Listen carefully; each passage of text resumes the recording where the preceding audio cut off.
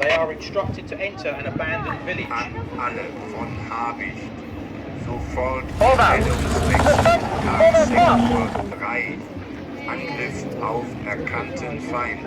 Panzer, Marsch. Ende. Dig in and await further instructions.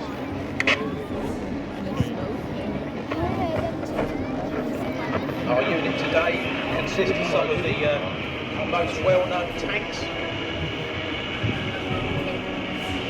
of the German army. The first one into the village is a German Panther armed with a high-velocity 75mm gun. It's a very effective tank. Following close behind is the classic, the well-known Tiger 1. This fearsome beast of about 60 tons with an 88mm gun was an immensely effective fighting vehicle.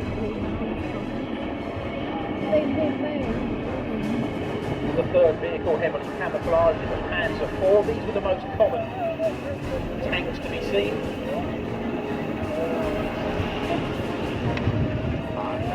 In the European theatre of operations.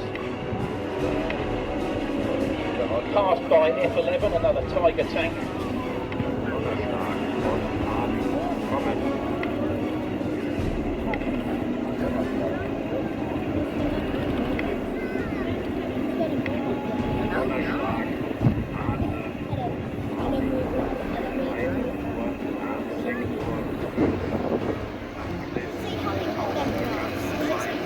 Manoeuvring these heavy vehicles around the narrow French streets requires some skill on the part of the German tank drivers and crew.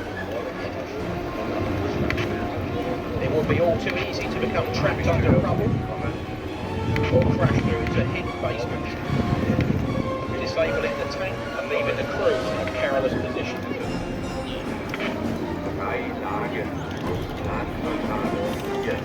Sektor 3. Feuer frei. Danach zurück in die Bereitschaftsstellung. 8. Feindlich Jagdflüge kommen. Morgenstelle. Wiederhole.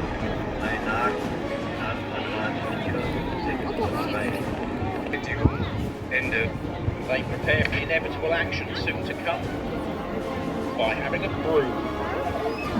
Get off, of course. Sailors and airmen of the Allied Expeditionary Force. You are about to embark upon the Great Crusade, toward which we have striven these many months. The eyes of the world are upon you. The hopes and prayers of liberty-loving people everywhere march with you. In company with our brave allies and brothers in arms on other fronts, you will bring about the destruction of the German war machine, the elimination of Nazi tyranny over the oppressed peoples of Europe, and security for ourselves in a free world. Your task will not be an easy one. Your enemy is well trained, well equipped, and battle-hardened. He will fight savagely. But this is the year 1944.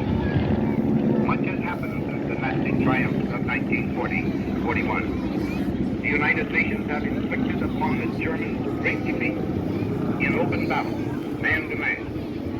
Our air offensive has seriously diminished their strength in the air and their capacity to wage war on the ground. Our home fronts have given us an overwhelming superiority in weapons and munitions of war, and placed at our disposal great reserves of trained fighting men. The tide has turned. The free men of the world are marching together to victory. I have full confidence in your courage, devotion to duty, and skill in battle.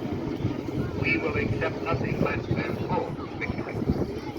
Good luck, and let us all beseech the blessing of Almighty God upon this great and noble undertaking.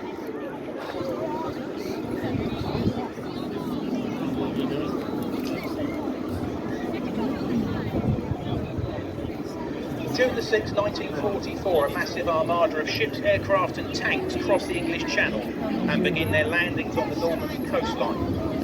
Among the more conventional armour is a collection of unusual vehicles, modified for specialist or even single roles in the assault landings. Some described as funnies, some operated by Remy units and some by regular units with unusual design features. We're demonstrating some of them now here. The vessel, you can see with the spinning rotating bits and pieces, that's actually a Sherman flail.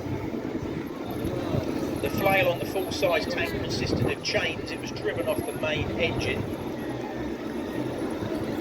and it could be used for exploding hidden mines. So anything dug into the ground, the flail would hit it and explode the mine harmlessly in front of the tank. These were very effective and were used throughout the campaign, not just on the Normandy beaches. While the flail's running around the front part of the display, there's a broken down DD tank. No, that's tell a lie, not DD. We've got a DD on display. It's a deep wading truck tank, which is a Sherman with two big scoops on the back, that's designed to be run through water. The vehicle in front of it is an armoured recovery vehicle that's attempting to hook up at the moment, while Remy with their beach armoured recovery vehicle are attempting to get in on the action by pushing it out of the way. Now we have a DD entered the arena. This is a swimming tank. It might look like a disposable dustbin, but believe me, it's a bit more sophisticated than that. Funnily enough, we say this about the builder as well. He might look like a dustbin, but... So, let's have a look how we're getting on over there. So the ARV is a Sherman tank without a turret turned into a specialist engineering vehicle. This one is deploying a tow and attempting to hook onto the tank, while the bar, which is a waterproof tank designed to wade in up to 9 feet of water, is giving it a helping hand by pushing it out of the way. These were used in the surf, for recovering anything that got stuck, drowned, whatever. It can push landing craft into the water, it can recover tanks from in the water and tow them ashore. One of the only tanks equipped with a duty diver on board. Where's our amphibious tank? Oh, there we go, right in front of the crowd line opposite us. There is the DD tank. This is actually a Sherman tank with an erected screen around it, which allows it to float. Let's see if he can reveal his deep dark secret and reveal the tank here. I can't see any. Here we go. There we go. So if you have a look as it comes past, it's actually got two boat propellers at the back. So in the water, they once again would take their drive off of, I think, the rear gearboxes, which would allow it to operate in the water as a rather peculiar boat.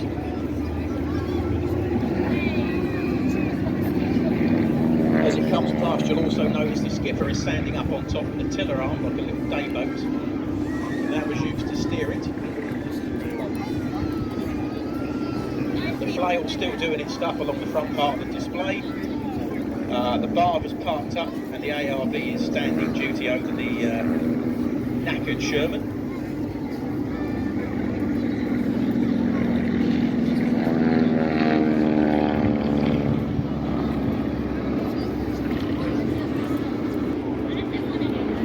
Broken down Sherman. We have another Sherman in the arena now. This one is equipped with a big bulldozer blade. It's effectively what you think it is. It is set up as a bulldozer, so it can move beach obstacles, it can move broken down vehicles, and it can still fight as a conventional tank.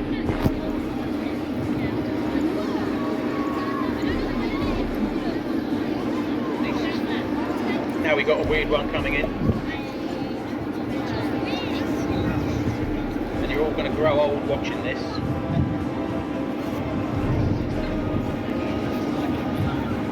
This is a Valentine, I remember, bridge layer. And it can actually deploy a bridge, which it's now going to attempt to do. Wait, that's right. I have been informed that this takes as long as a real one to deploy, which is less than 2 minutes. It may feel like a lifetime watching this, so those of you at this end of the arena, like me, you can just about make out this triangular thing emerging from the buildings. And you guys at the other end by Mulberry Harbour can see the glory of the excitement.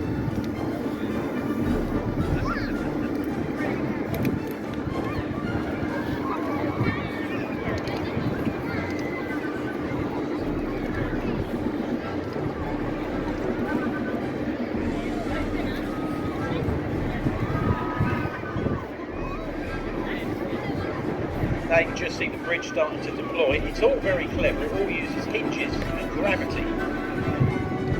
So after a lot of examining, the builder managed to find out how this all works and replicate it in a miniature.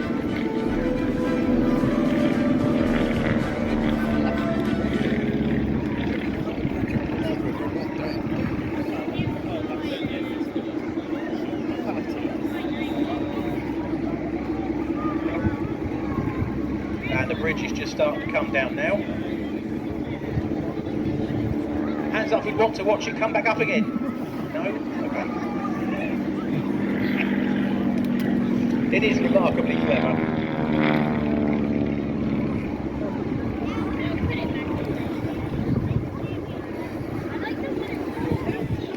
Advance!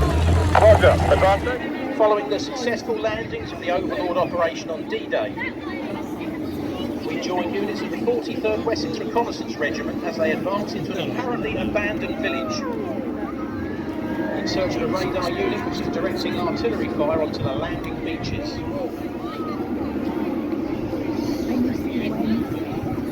The unit consists of lightly armed and armoured Daimler Dingoes, Daimler armoured cars. I see an American half-track.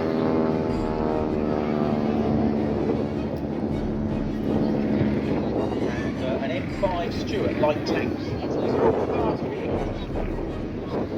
Suitable for reconnaissance. They're scouting through the village, seeing if they can see any Germans. Needless to say, they haven't spotted them. Can anybody see Germans here? Yeah, go on. You have to tell the little guys. Little guys.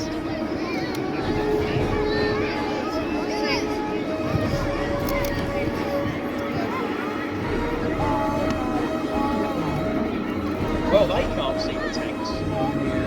It's no good shouting. They can't see them. Panther! 12 o'clock! Point blank! The reconnaissance unit has done its job, spotting at last the dug-in tanks. Returning to the base! Youngsters in the audience. They make a hasty retreat to report what they have seen and await the arrival of heavy Allied armour to clear out the village.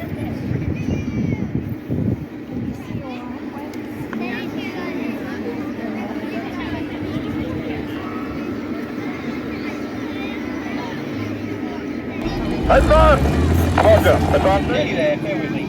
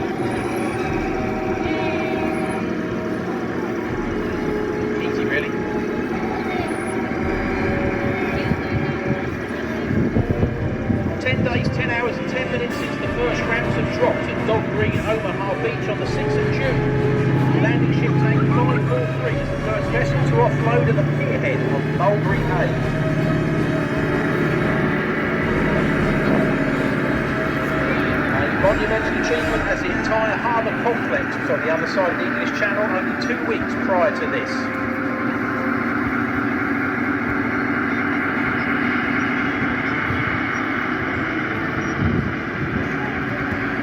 The task of landing the massive Allied forces was able to begin.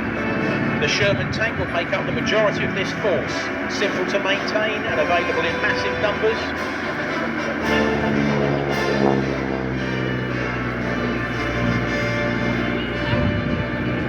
The Sherman tank was one of the most valuable assets available to the Allies at this later stage of the war. This force would spearhead the breakout into the fields and hedgerows of the Normandy countryside.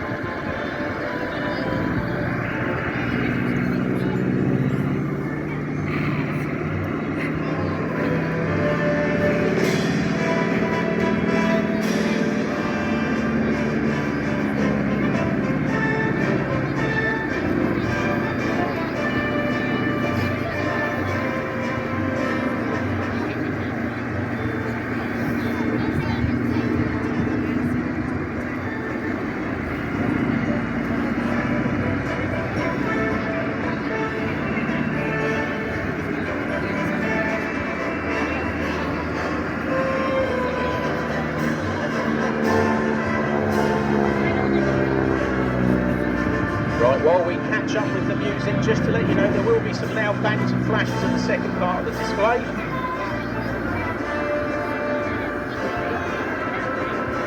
Might be the odd bit of muck dropping out the sky, but it's going to be made of foam or it's going to be made of water.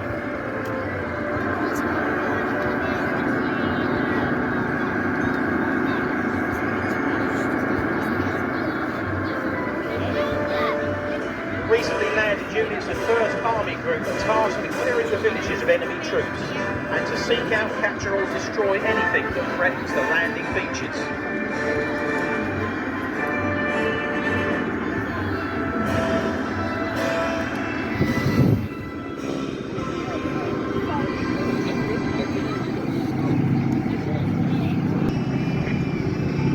A huge railway gun hidden well beyond the village fires and takes out one of the 2 bridges.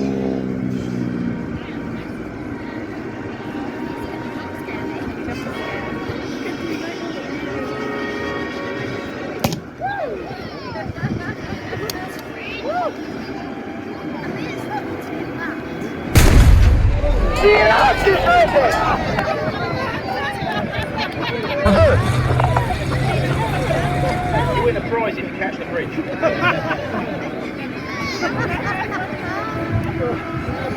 Forced to cross the one remaining bridge, the tanks are funneled down the main street and into the crosshairs of a dreaded 88 gun. Advance! Roger, advancing.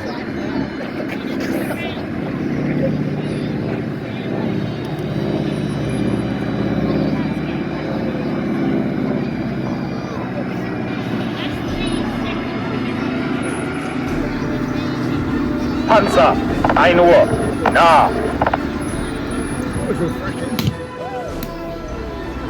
Need cover!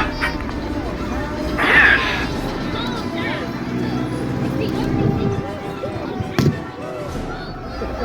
Cover me!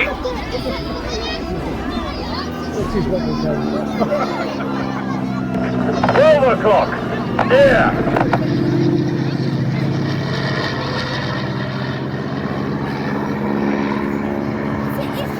Airstrike is called in to take out the pillbox.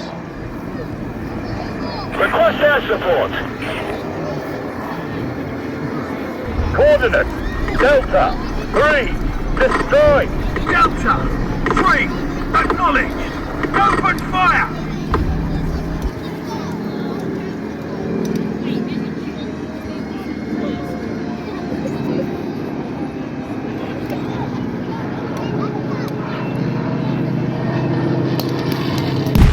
Target destroyed. Excellent! Advance! Roger, advancing.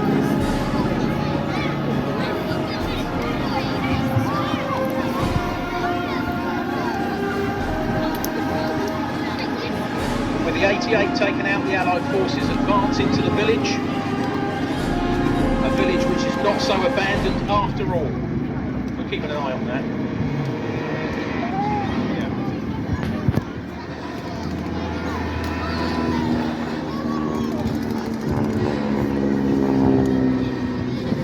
German heavy armour is still dug in within the ruins and prepares to engage. Forward! Forward pass! Wir getroffen! Panzer! Overclock! Point blank! Tiger, 12 o'clock. Point blank. Cover me. Target damaged. Get covered.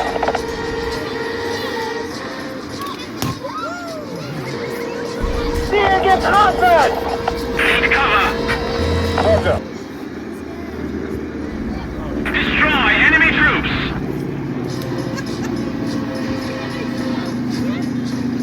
Westbound.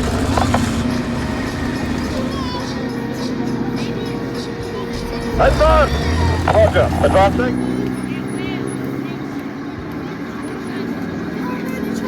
The German tanks attempts to hold their ground but are soon forced to make a tactical withdrawal.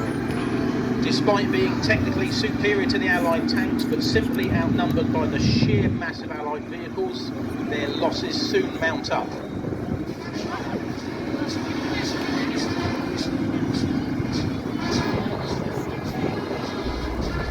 Destroy hostile base. Yes.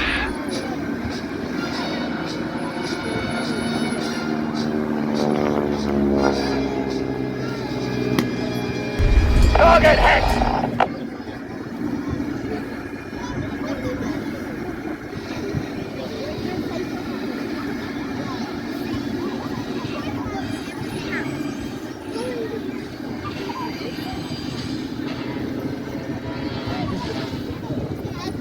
Having pushed through the German lines and captured the railway gun, preparations are made to take out the radar station permanently.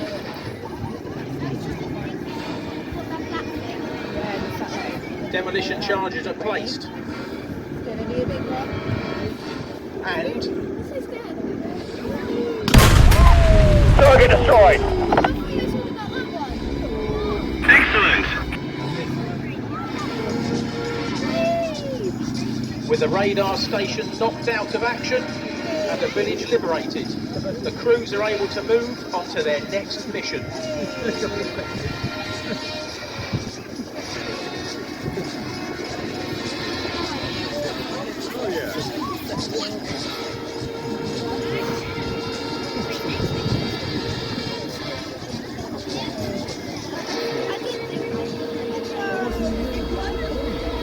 Returning to the base!